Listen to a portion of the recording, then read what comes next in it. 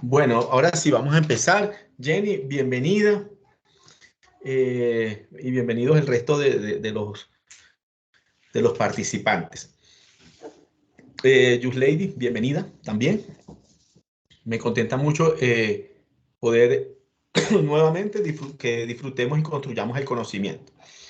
En relación a la actividad del módulo pasado, muchos me preguntaban si es un mapa mental o conceptual. Es un mapa como usted se sienta feliz. Recuerde que el principio que tenemos en esta, uno de los principios, el principio no, uno de los principios que tenemos en esta clase o en este módulo, tiene que ver con que podamos sentirnos felices ejecutando cada una de las actividades. Más que la presión, porque la presión genera mucho, y la presión y la ansiedad genera mucho cortisol.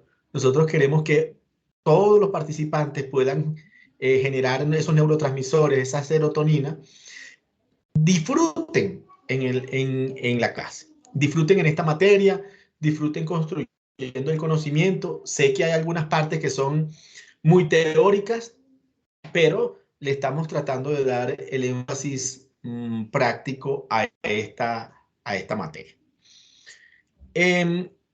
Bueno, quiero hacer con ustedes algunos ejercicios de gimnasia cerebral como para iniciar, pero para ello se requiere que por favor enciendan las cámaras hasta donde sea posible, ¿no? No sé si eso. Gracias, Xiomara. ¿Hay alguna? A ver, me gustaría que el resto también pudiera encender la cámara y vamos a hacer algunos ejercicios de gimnasia cerebral. ¿Ok? Recuerden que una de las cosas que nosotros queremos dar es que el ambiente de clase, desde el punto de vista de la psicopedagogía, la gente disfrute el aula de clase. Vamos a suponer que queremos hacer un ejercicio. ¿Quién más se anima? A ver, Vivian, Lilian, Liliana. Muy bien. Vamos a hacer algunos ejercicios de gimnasia cerebral para ver cómo nos va. Gracias, Jenny. Y usted va a poner la mano así como si fuera una O, ¿ok?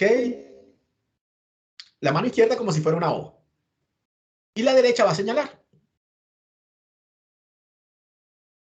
¿Listo? Ahora, a ver, Xiomara, estira más esos deditos. Eso.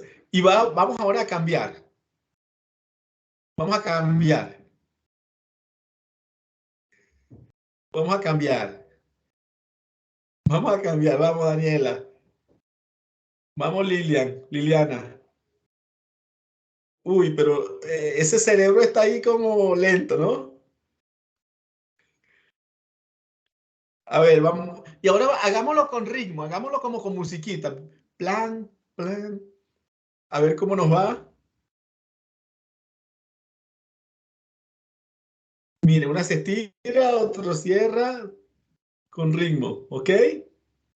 ¿Listo? Bueno, hagamos otro para poder ejercitar. A ver, Lilian, ¿cómo te va? Ahí te veo enredadita. Vamos a ver, el otro es mano derecha hacia adelante, vamos. Mano derecha hacia adelante. Y mano izquierda hacia atrás. Ahí se trancó. A ver, ¿cómo es? No, no, Liliana, estás dando golpes, estás dando así. No, no. Es mano derecha hacia adelante y mano izquierda hacia atrás. A ver cómo nos va.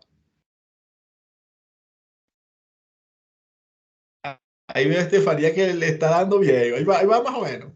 Bueno, vamos a hacer un último. Un último es mano izquierda un círculo y mano derecha un triángulo. Mire qué fácil es. Mano izquierda un círculo y mano derecha un triángulo. A ver cómo nos va.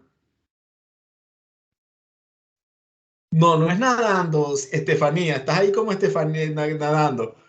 Vamos, Gabriel, vamos a ver cómo te va a ti. Mano izquierda un círculo y mano derecha un triángulo, ¿ok? A ver, Gabriel, no te veo. No, y es al mismo tiempo, Liliana, no es primero uno y luego el otro, es al mismo tiempo. Bueno, chicos, ya hicimos ese ejercicio ahí de gimnasia cerebral para activar los dos hemisferios. Los que si quieren pueden apagar las cámaras. Este, ya era como para ver cómo les iba. Pero bueno, los ejercicios de gimnasia cerebral generalmente ayudan a estimular el estado vigil, o sea, cuando uno quiere despertar a los chamos, a los chicos, uno lo utiliza algunos ejercicios de gimnasia cerebral. Hoy vamos a conversar un poco acerca de la historia de la psicología y de la neuropsicología. Pues indudablemente cuando uno habla de historia, pues tiene que hablar de un montón de cosas, un montón de teorías y un montón de elementos, de autores y lógicamente tiene que hablar también de los aportes que ellos hicieron a la psicología. ¿Lograron ver el video que está en el campus, en la unidad número 1? Si alguno lo... ¿Sí? Sí, señor. ¿Sí? Bueno, le voy a dar algunos aportes. Yo sé que el video a nivel general nos da como un panorama de la situación. Nosotros tenemos, cuando hablamos de psicología, tenemos que entender que existen dos grandes etapas. Una etapa precientífica y otra etapa científica de la psicología. Entonces, dentro de esa etapa precientífica, nosotros vamos a encontrar muchos autores, muchas creencias. Y le voy a dar así como a nivel de resumen, ¿qué fue esa etapa precientífica? En esa etapa precientífica, la gente comenzó desde sus inicios a ver los trastornos mentales y emocionales, lo veía generalmente como consecuencia de algo mágico o algo espiritual. Entonces la gente decía, mira, alguna persona tenía esquizofrenia, entonces la asociaban, no, este tiene un espíritu. Alguna persona tenía un trastorno bipolar y entonces lo asociaban a algo mágico o a algo sobrenatural. Y así empezó, como en sus primeros inicios, en esa etapa precientífica o en la edad antigua, a entenderse los primeros inicios como de la psicología. Y hoy por hoy, fíjense que es tanto así que mucha gente se ha quedado en ese concepto precientífico. E inclusive en algunas organizaciones religiosas ven la psicología como algo, uy, eso es algo extraño o algo espiritista. Inclusive algunas personas no asisten a psicólogos, algunas personas de creencias religiosas no asisten a psicólogos porque creen que la psicología está asociada netamente a cosas espirituales. En la primera etapa de la psicología, en la etapa precientífica, especialmente en la edad antigua, en el siglo IV y en el siglo V, entonces sí se concebía los trastornos mentales de esa manera. Y entonces, en ese contexto, aparece la palabra psicología. Y la palabra psicología, pues lógicamente viene del griego y se entendía usted sabe, psicología tiene está compuesta por dos grandes palabras, la palabra psique o psique y la otra palabra logos. La palabra psique, pues lógicamente, o psique, como se le conoce en griego, tiene que ver con el alma. Entonces, y logos tiene que ver con estudio o con tratado. Así que la psicología en sus inicios, etimológicamente hablando, hablaba de el tratado o el estudio del alma. Pero quiero aperturar aquí el espacio para que podamos aportar y quiero que me digan ustedes, ¿qué entienden ustedes por el alma? O sea, si la psicología es el tratado, es el estudio del alma, ¿qué entienden ustedes por qué es alma? ¿Qué es alma? Si la psicología estudia el alma, ¿qué es? ¿Cómo se come eso? A ver, quiero pedirle a Lady, dime, ¿qué es para ti el alma? Y aquí no le dé temor de decir lo que usted cree, porque aquí la idea es construir el conocimiento. A ver, Lady. El alma. Si la psicología estudia el alma, ¿qué es? ¿Qué estudia la psicología entonces?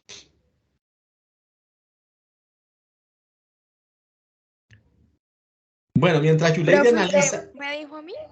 Sí, Sino que como escuché que Yusdeli. Yusdeli, sí, es Yusdeli. Ajá, adelante. Yusdeli, ¿qué es Pues, para ti el alma? pues yo creo que es lo que nosotros nuestra esencia, diría yo. Como que sí, lo que nos da como, digámoslo así, la vida. ¿Cuántos niños toman? El alma es lo que nos da la vida. Deli. Pues A eso ver, creo Jenny. yo, ¿no, profe? Jenny. Sí, no, está bien. O sea, estamos construyendo el conocimiento. Jenny, ¿qué entiendes tú cuando dices, no, el alma? Uy, mire, la psicología estudia el alma. ¿Qué es el alma? Pues yo creo que es lo que constituye al ser humano, como la capacidad de lo que él es y de lo que él piensa. La capacidad de lo que él es y de lo que él piensa. Muy bien. Gracias, Jenny. A ver, Daniela, ayúdame. ¿Qué es el alma? Como el ser del ser humano. Es como el ser humano. Muy bien. Y voy a pedir unas dos opiniones más. A ver, Laura, ayúdame. ¿Qué crees tú que es el alma?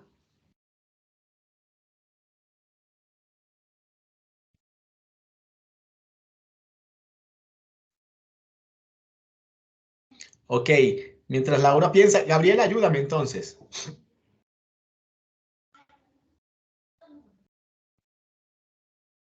Adelante, Gabriela. Profe, creo que es Gabriel. Gabriel, perdón, Gabriel. Qué pena, Gabriel. Adelante.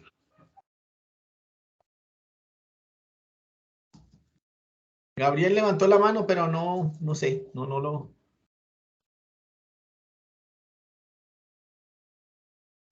Bueno, Gabriel, mientras tú te organizas. Laura, ¿estás por allí? ¿Sí? Sí, profe, para mí él es como todo lo que conforma el ser humano, como pensamos, cómo nos relacionamos, lo que creemos, lo que sentimos.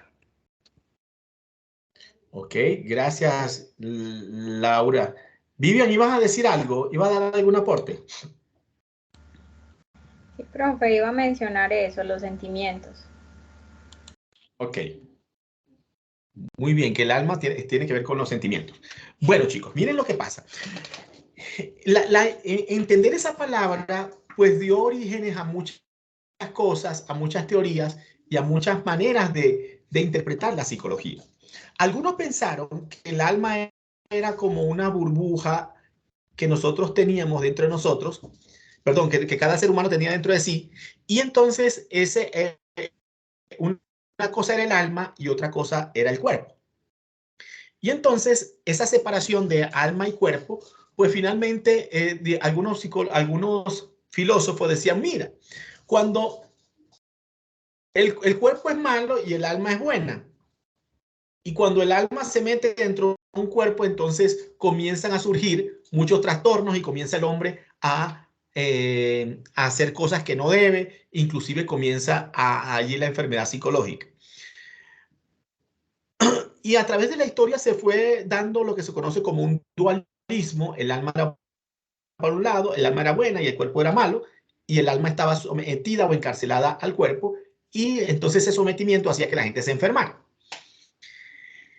Otros pensaron, la concepción clara de la psicología es que el alma es todo el ser humano. O sea, cuando nosotros hablamos de alma, hablamos del ser viviente. Nosotros no tenemos un alma, sino que nosotros somos un alma. Por lo tanto, la psicología estudia al alma, al ser completo.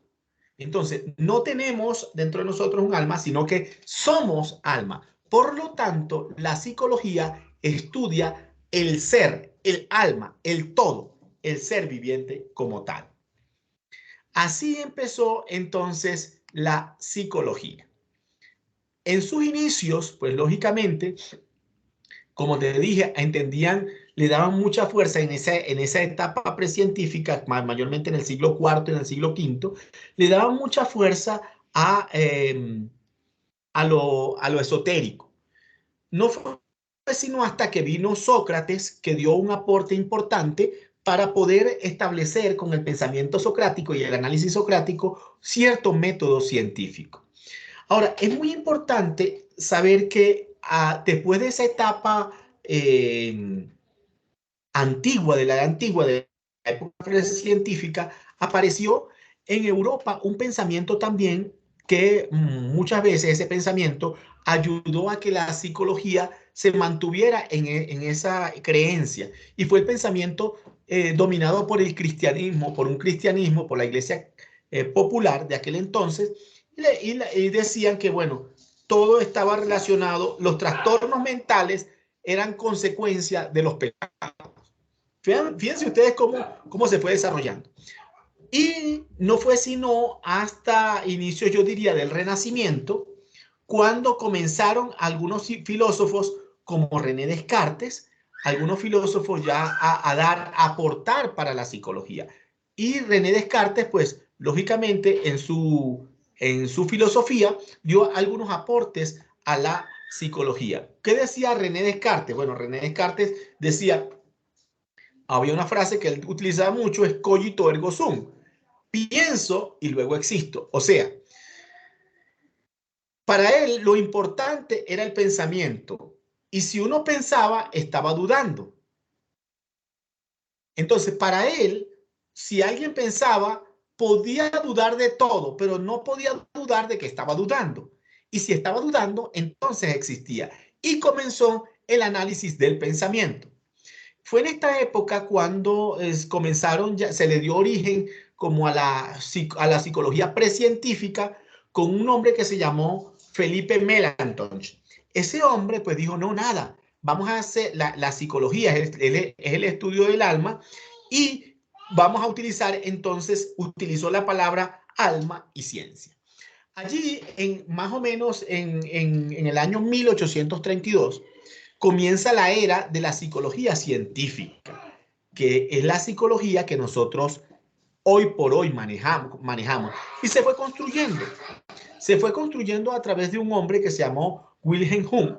Este hombre, Wilhelm Wundt, que fue el padre de una corriente que se llamó estructuralismo, él dijo, bueno, tan sencillo como que yo necesito hacer de la psicología algo experimental, y comenzó a crear el primer laboratorio experimental de psicología. Ya se comenzaron a dar esos pasos y comenzó a entender los sentimientos, a trabajar con las emociones y a trabajar con las sensaciones.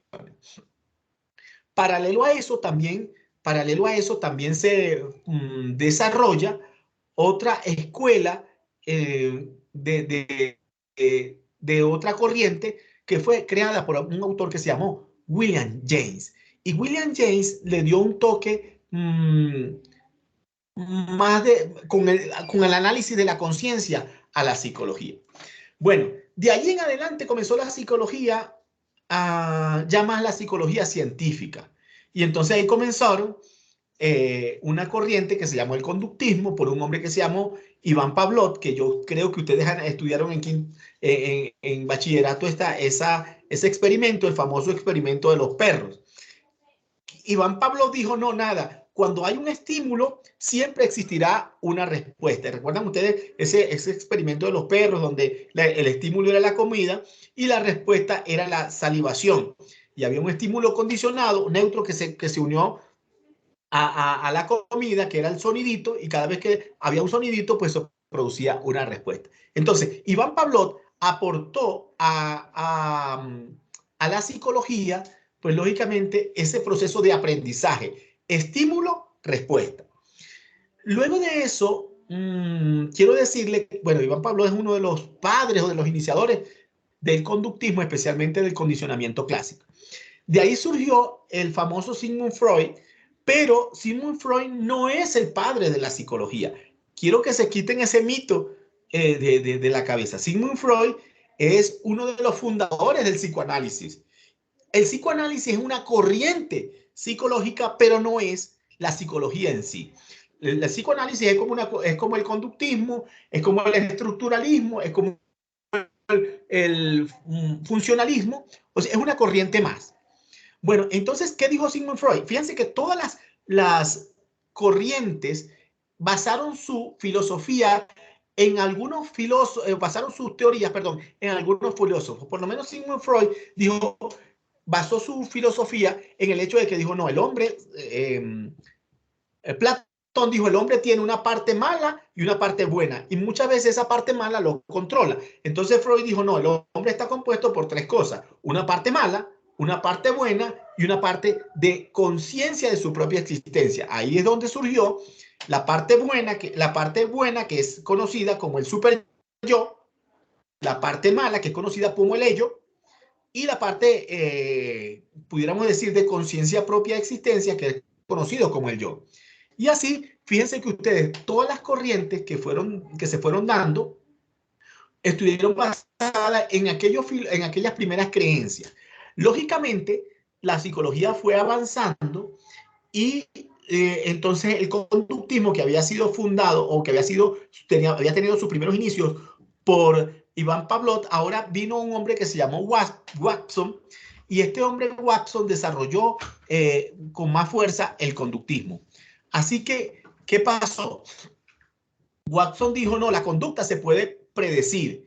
Y comenzaron a aportar el conductismo, ojo con esto, aporta a la psicología el objeto de la psicología. La psicología es una ciencia, y vino Watson y con todo el conductismo y aportó y dijo, el objeto de la psicología es la conducta. Lo que nosotros necesitamos estudiar es la conducta del ser humano.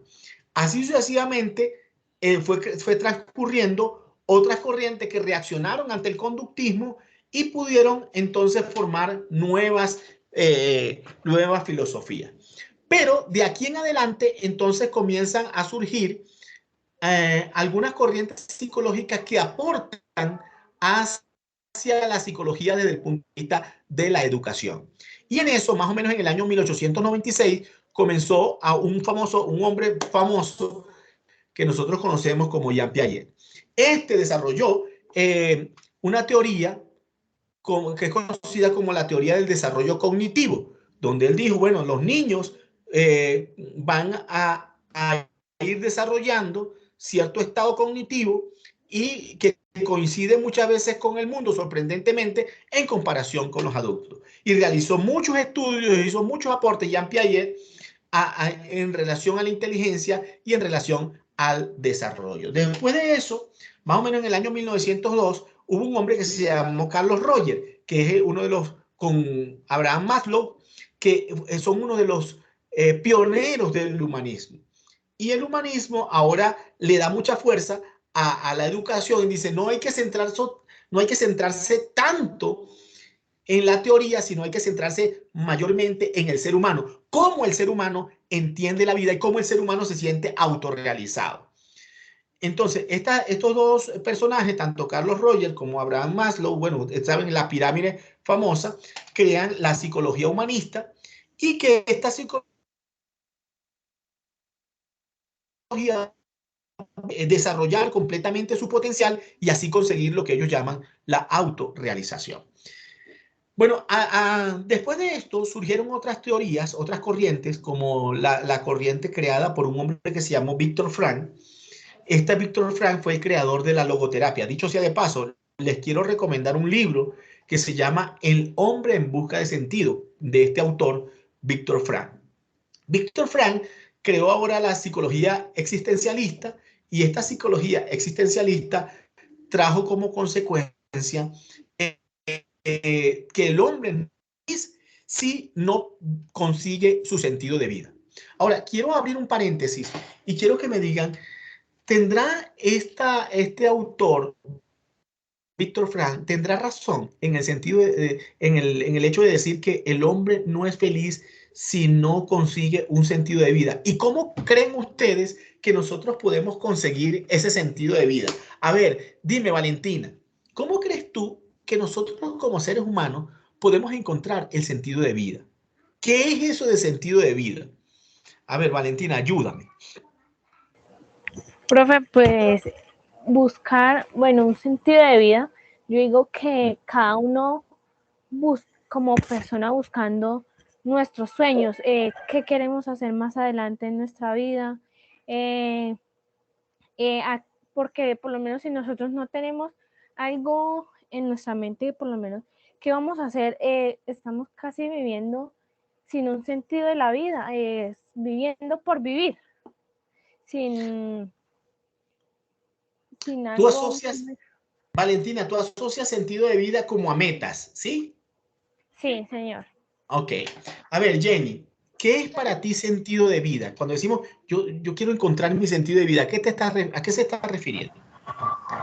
Yo creo que es buscar básicamente nosotros en lo que creemos, ya sea pues espiritual o como lo decía así la compañera, proyectarnos en nuestra meta, o sea, forma personal. Ok, gracias, Jenny. Ahora yo quiero preguntarle, a ver, ahora quiero hacer la pregunta al revés. Estefanía, ¿cuál es tu sentido de vida?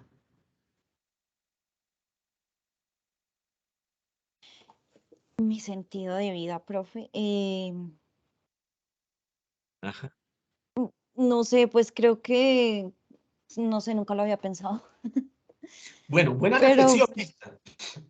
sí, Buena reflexión, pero si no la tienes, tranquila, no lo digas. Wilson, ayúdame, ¿cuál es tu sentido de vida?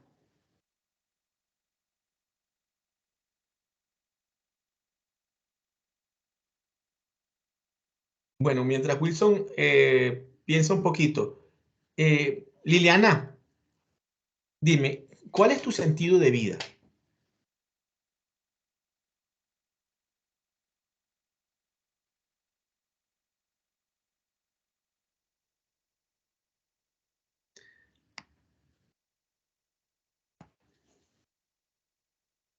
A ver, entonces, si no está Liliana, Vivian, ayúdame.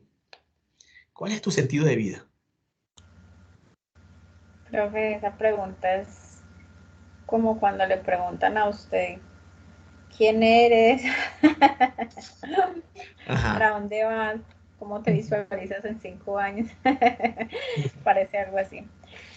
Pues la verdad, el sentido de vida mío es como despertar y sentirme feliz con lo que hago, sentirme feliz como estoy viviendo mi vida en esta tierra y saber que tengo una vida eterna. Ok. Bueno, fíjense algo. La logoterapia dice, a ver, Lilian, ¿ibas a mencionar algo?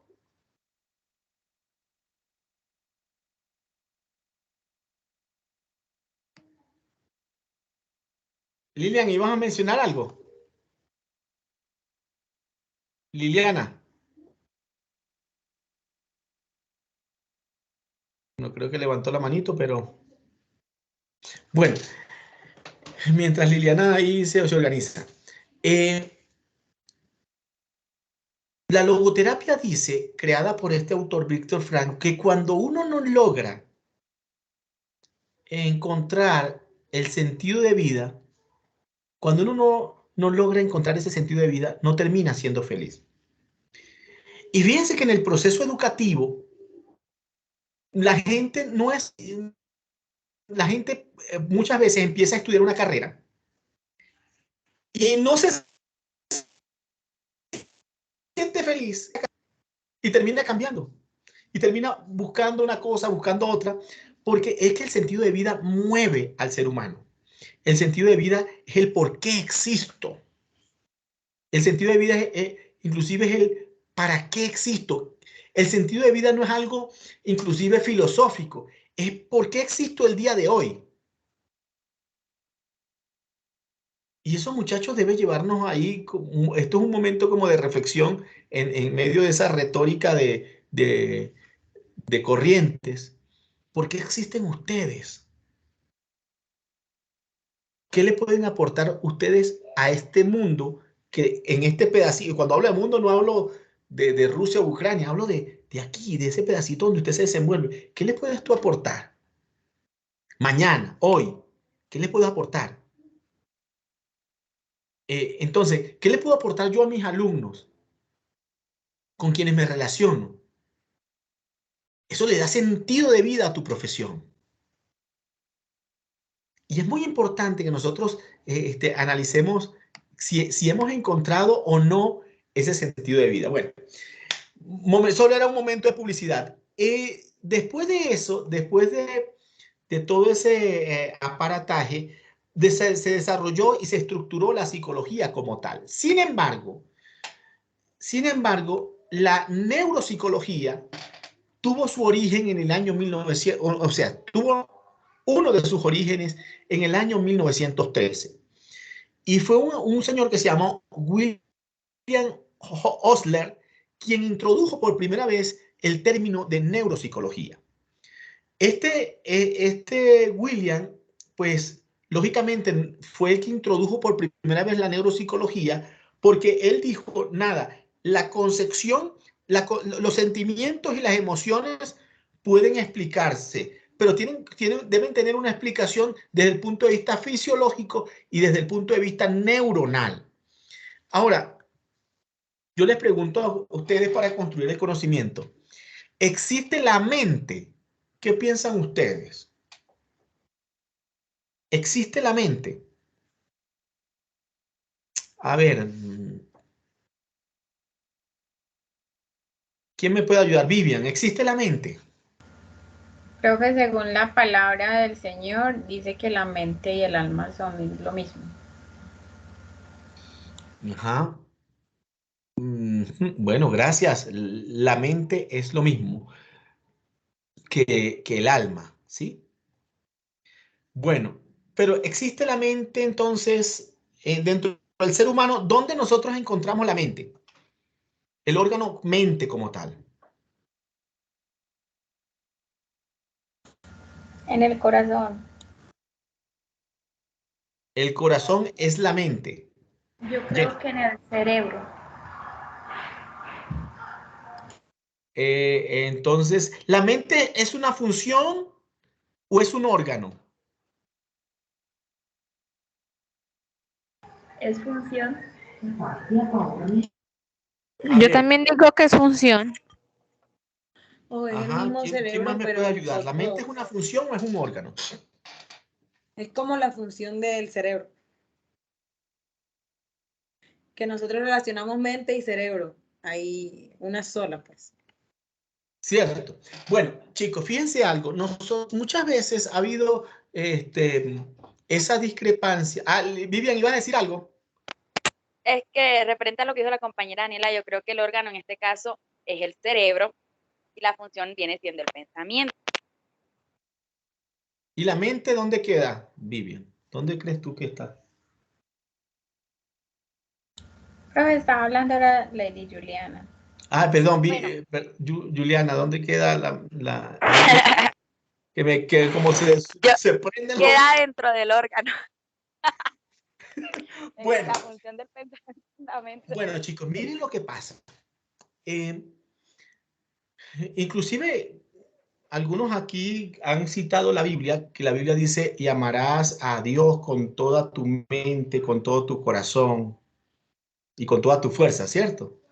Pero habla la Biblia de ese lenguaje para asociar la mente con el corazón. La mente, lógicamente, tiene que ver con todo ese proceso que ocurre dentro de nuestro sistema nervioso central. Y lógicamente el corazón no produce neuronas ni produce ese proceso de sinapsis, pero tal vez el pensamiento hebreo ha hecho como esa relación entre la mente y el corazón. Pero finalmente la mente tiene que ver con todo ese proceso que se ejecuta en nuestro sistema nervioso central y que produce y conduce, lógicamente, la conducta y el comportamiento. La mente no domina al ser humano. El ser humano domina, controla y dirige ese proceso que nosotros llamamos mente. Porque si eso ocurriera, si la mente domina al ser humano, pues lógicamente nosotros diríamos que somos robots, somos autómatas. Fíjense que en este sentido nosotros tenemos que decir que existen también pensamientos automáticos. Cuando llamamos pensamientos automáticos, llamamos a esos pensamientos que surgen de la nada.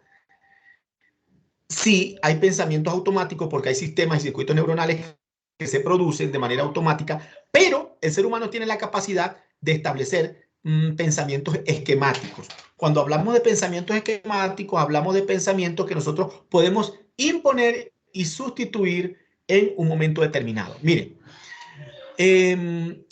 vamos a suponer la ansiedad. Cuando nosotros, los pensamientos van a generar emociones. Si viene un pensamiento automático, surge el pensamiento automático y usted lo almacena, ese pensamiento va a generar una emoción, que es ansiedad. Pero si viene un pensamiento ansioso y usted lo sustituye por un pensamiento esquemático, sea cual sea, se corta el circuito neuronal, se corta ese proceso de sinapsis y entonces usted tiene control de sus pensamientos y usted tiene control, lógicamente, de sus emociones. ¿Cuál es el problema? No poder cortar el pensamiento automático ni establecer un pensamiento esquemático. Cuando uno no lo corta y no sustituye un pensamiento esquemático, entonces usted siempre podrá ser una persona ansiosa. Y hay personas que tienen, yo no sé cuántas de ustedes son catastrofistas o cuántos de ustedes son catastrofistas. ¿Qué es un catastrofista? Una persona que generalmente piensa en lo negativo. Piensa en lo negativo, como, ¿qué me va a pasar? Si me va a pasar algo. Es más, hay gente tan negativa que ve el sol en la mañana y dice, uy, ese sol de lluvia. Siempre piensa en algo negativo. Entonces, ya hay un circuito neuronal establecido. Nosotros, la mente no domina al ser humano. El ser humano tiene, Dios le dio la capacidad para poder controlar sus pensamientos, cortar el proceso de sinapsis. Es más, Dios le dio la oportunidad al ser humano de algo que se llama neuroplasticidad. La neuroplasticidad es la capacidad de las neuronas de volver a crearse, de volver a organizarse, perdón, de volver a organizarse y de volver a establecer nuevas formas de pensamiento. Así que en este contexto la psicología se fue desarrollando hasta llegar a la neuropsicología.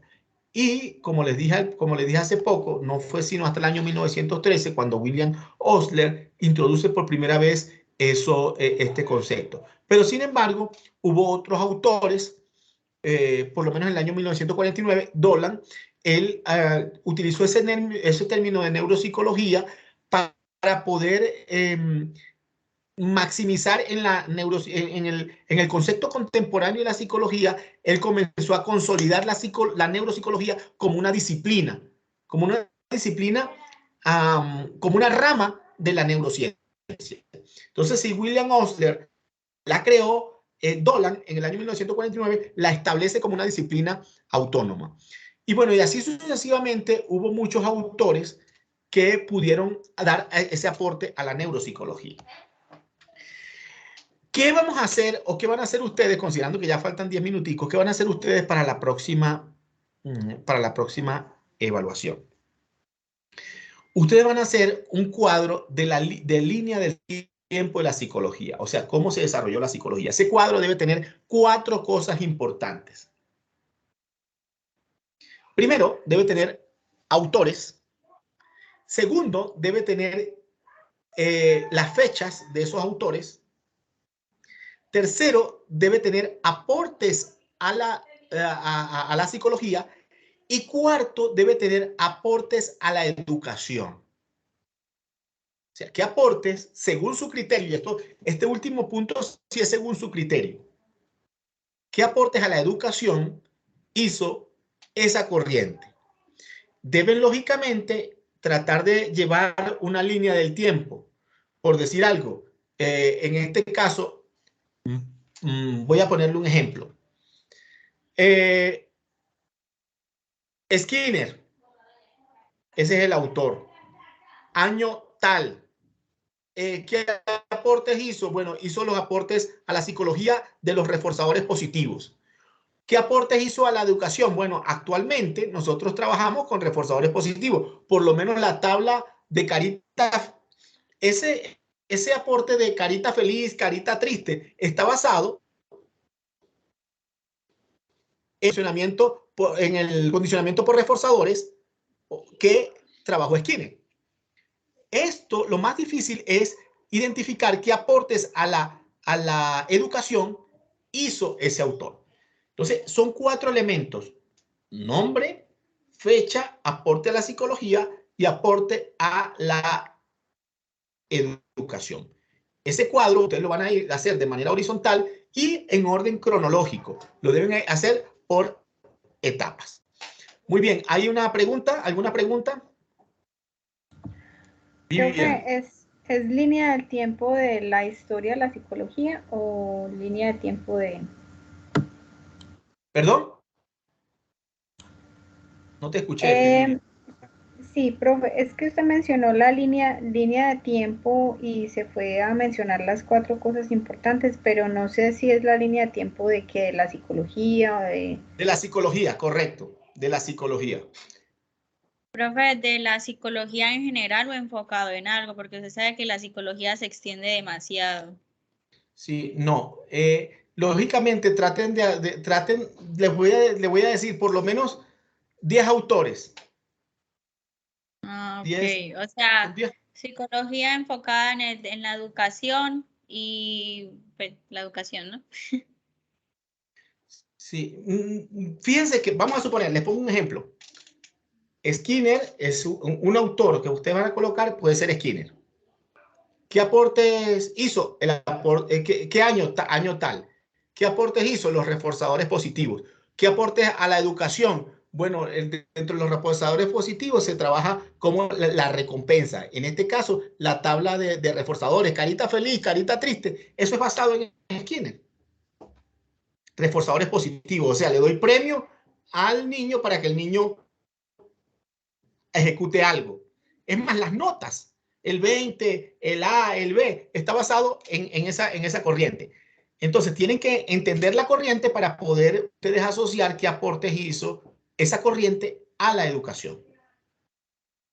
Y así sucesivamente pueden ir con cada uno de los autores. ¿Alguna pregunta más adicional a la que hemos conversado?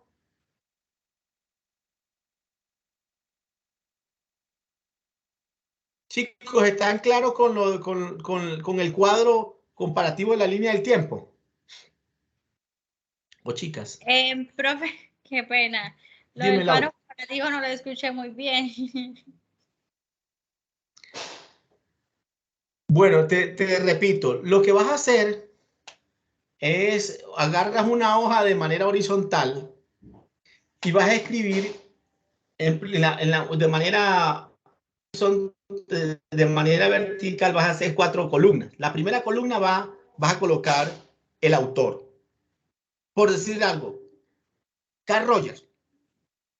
Eso es lo primero que vas a colocar. En segundo lugar, vas a colocar la fecha. Carl Rogers, año 1902.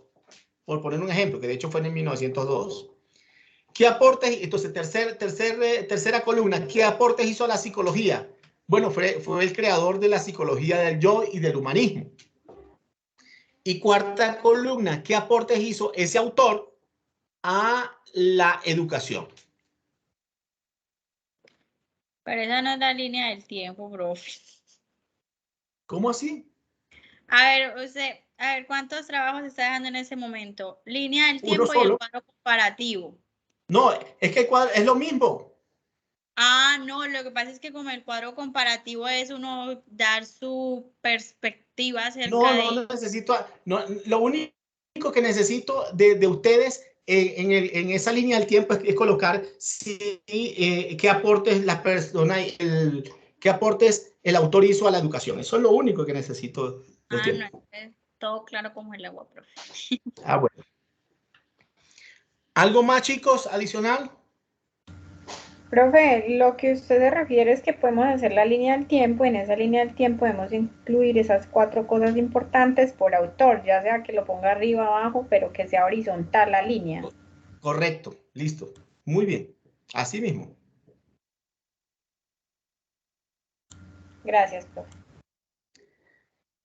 Bueno, chicos, les debo dejar para aquellos que se quieran conectar a la semana de oración que tenemos en la universidad. Están todos cordialmente invitados para que puedan participar de esa semana de oración que tiene la universidad para ustedes. Un abrazo gigante. Gracias. Feliz noche para todos. Gracias, profe. Dios bendiga.